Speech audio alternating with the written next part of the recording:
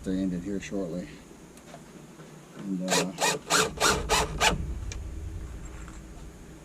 basically I want to make 5 of these, and once I get the 5th one, well, after I get this together. Wow, boy, I'm a dummy.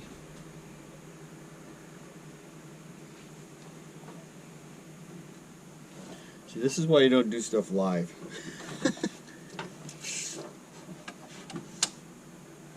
And you know what I did? Stupid. I didn't. Not cutting stuff right.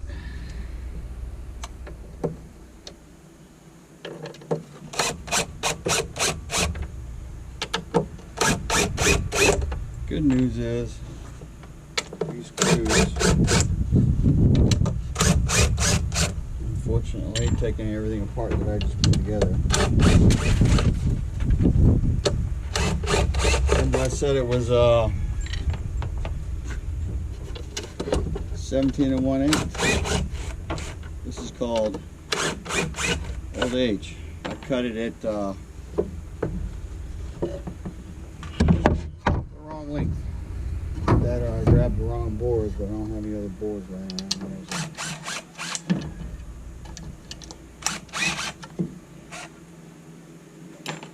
Not the end of the world.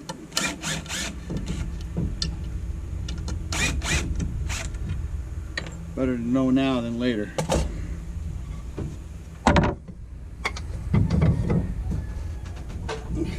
Which is why it's always nice to have tools readily available. I said 1 1/8, right? Or 18 1/8. I measured the wrong measurement and marked it.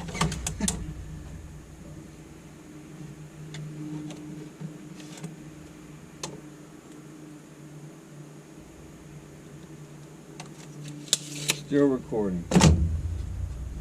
This will work out. This will work out.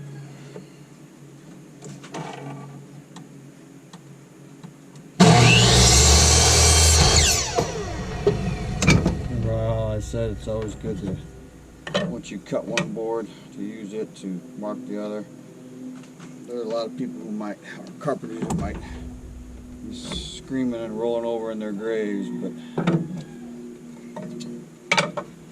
if I could mark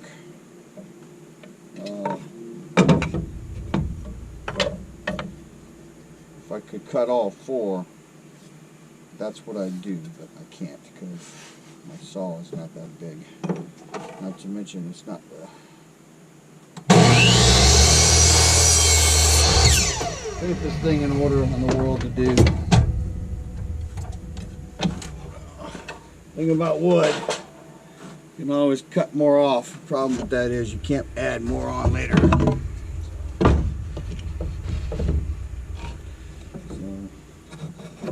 one of the things that just happened, so to speak, holes ain't gonna line up anyway. What I do is,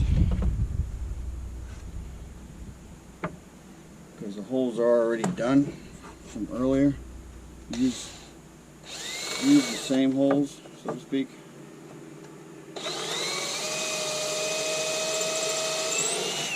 And again,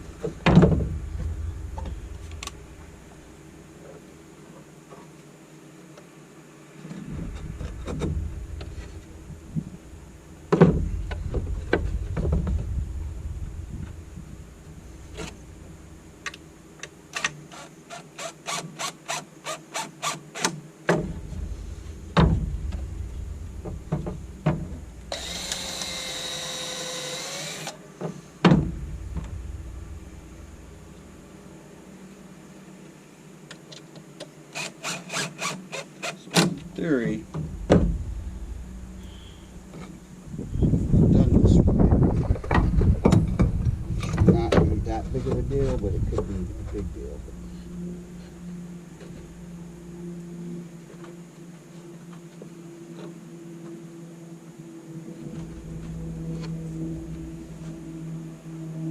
Still recording. That's good.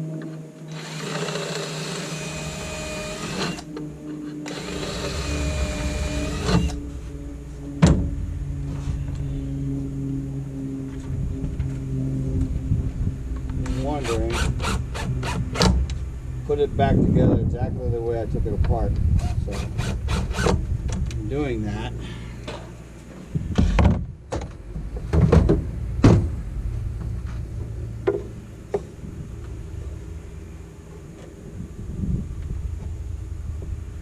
should be able to just put the screws back in this and then do what I was going to do earlier before I discovered my mistake.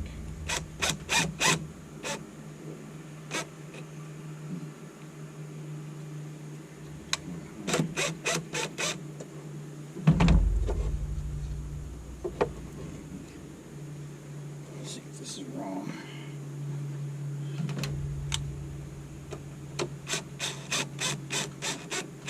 That's a little better. If you're wondering, I just noticed that the edges were a little off on the flushness. Putting something back together that you took apart, typically that's an indication that you got it backwards or got it the wrong way.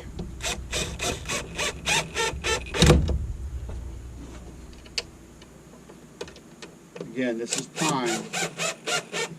If I was going to put really heavy stuff on it, then I might want to put something else besides this. That's much better.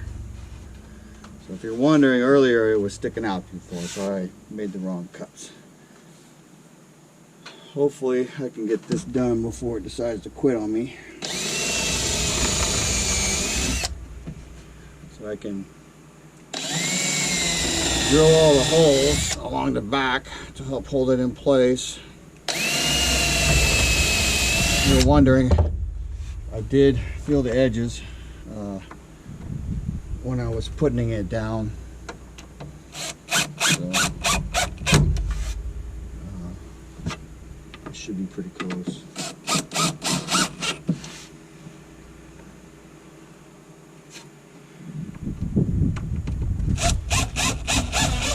If I get motivated, I might go back through and countersink these holes so the screws are not sticking up along the edge where they'll catch stuff. Last thing you want to be doing is dropping your preps. And I'm looking at the camera just so you know to make sure the red light is still blinking, so hopefully I don't spend too much time talking and it not recording.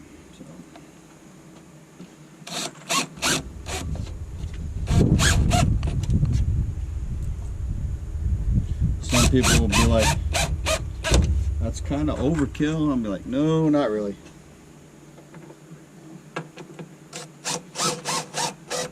The bottom two shelves on this shelving unit are going to be designed to hold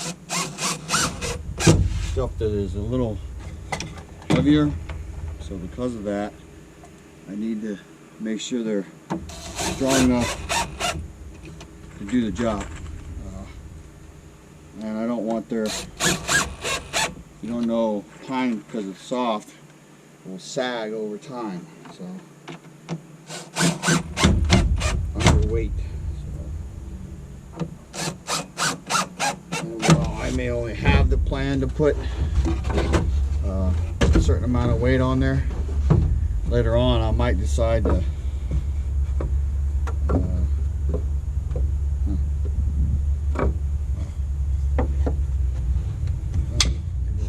trimmed, hence having this off.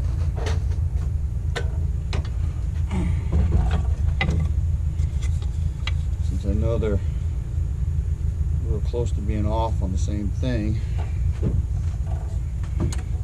cut them both.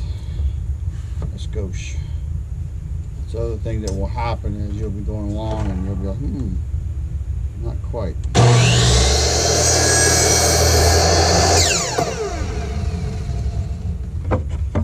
You don't want them to just drop in because there needs to be some tension.